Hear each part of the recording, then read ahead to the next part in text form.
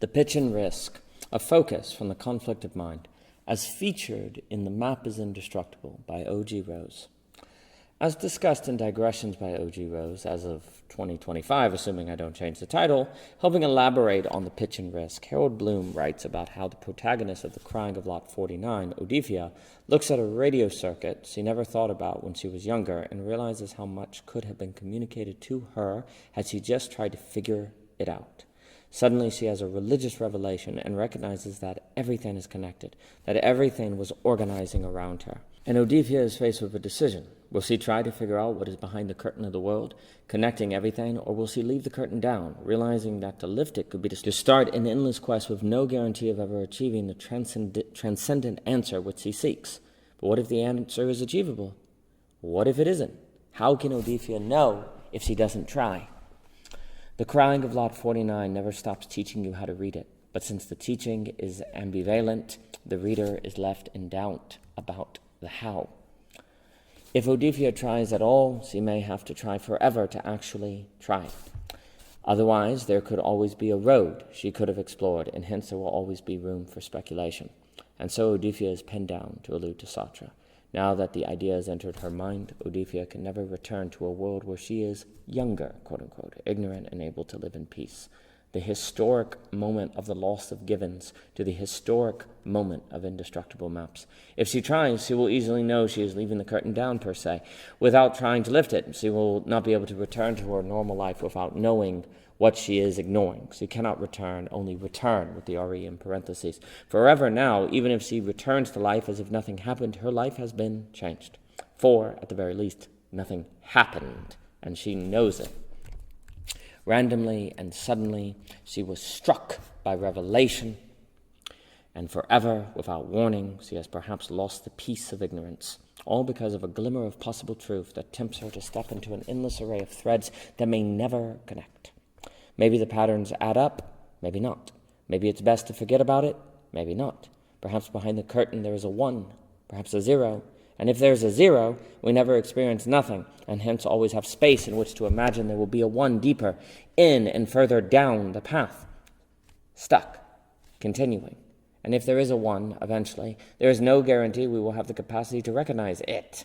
As according to Montaigne, it is impossible for any one to fit the pieces together, who has not the whole form already contrived in his imagination, so it may be impossible to recognize the whole form of one without already having an image in mind of what one is like, which by definition we cannot have, or else the real would have effaced us.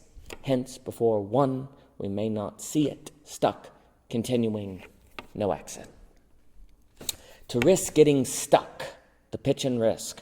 That's the risk that can be taken if one is to step into an ideology and determine if there is a contradictory inconsistency that would unveil the ideology to merely be a bad notion. Why would anyone take that risk, seeing as the person easily already lives happily within some appearingly ideology?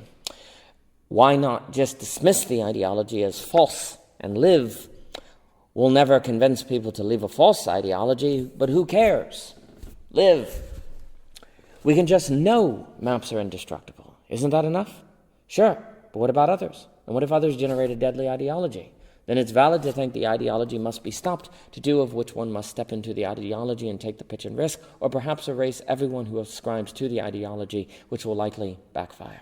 And so there is no guarantee of success, and even if we did somehow succeed at determining if a given ideology was actually a 0 instead of a 1, lacking substance versus being substantive, there would be no guarantee that those who assent to the ideology would acknowledge our success or even have the capacity to recognize our success. They may just interpret our discovering as an essential inconsistency, which is to be expected in an ideology, even the true ones, or lack the eyes to see the 0. Hence, to then save the world, we seemingly must take a Pynchon Risk that could ruin our life with no guarantee of success, and even if success was achieved, there would be no guarantee anyone would be able to tell we succeeded. And do remember, if the ideology is actually an ideology, it is indestructible, even if it is a threat to human civilization, except perhaps by killing everyone who assents to the ideology, which is demonic and prone to backfire. Please note the possibility of morality rightly protecting the apocalyptic. The map is indestructible if inconsistent, and every map is such. Is there any hope? She will be left in limbo, which is where Pynchon has placed her, and with her, the reader. There are worse places to be, yes? Or only until Slothrop himself, separated from the bureaucracies that both victimized him and provided him with a context and a history, begins to disintegrate, to scatter. Slothrop is gradually reduced to his final emblem, the fool in the turret deck, the only card without a number, lacking a place in the systems of the world, psychotic, real. We have mentioned Byron the Bold from Gravity's Rainbow by Pynchon before in The Map is Indestructible, which Harold Bloom included in his personal catalogue of the experiences that mattered most, which all of us have as our own versions of what they used to call the sublime. He considered Byron part of his American sublime, alongside Faulkner's As I Lay Dying, Wallace Stevens' The Auras of Autumn, nearly all of Hart Crane, and I would say that we, faced with indestructible maps, should do the same, lest we lack self-defense. Byron seeks to take down an evil organization called Phoebus, and connected with the grid, he eventually gains the capacity to contact countless appliances, and then he sees. To quote, Byron, as he burns on, sees more and more of the pattern. He learns how to make contact with other kinds of electric appliances in homes, in factories, and out in the streets. Each has something to tell him. The pattern gathers in his soul. Sila, as the core of the earlier carbon filament was known in Germany, and the grander and clearer it grows, the more desperate Byron gets. Someday he will know everything and still be as impotent as before. His youthful dreams of organizing all the bulbs in the world seems impossible now. The grid is wide open, all messages can be overheard, and there are more than enough traitors out on the line. Prophets traditionally don't last long. They are either killed outright or given an accident serious enough to make them stop and think, and most often they do pull back. But on Byron has been visited an even better fate. He is condemned to go on forever, knowing the truth and powerless to change anything.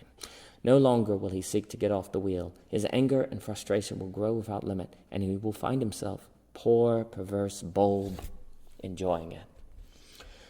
Is this not all of us now, Lacanian, connected to the internet? Do we not all have a light bulb in our heads, blinking on and off, eternal and full, yet powerless? What is left, Bloom writes, is the studying of new modalities of post-apocalyptic silence. Liaisons? Is there any hope for us to avoid spreading Byron or Kafka discourse in us successfully spreading childhood rhetoric to allude to belonging again to one? Yes, there is hope in a faithful presence of drive, but probably not before it terrifies us. For more of The Map is Indestructible, please see the playlist on YouTube. You can purchase and pick up the book on Amazon. All purchases and reviews are deeply appreciated, and thank you so much for your time.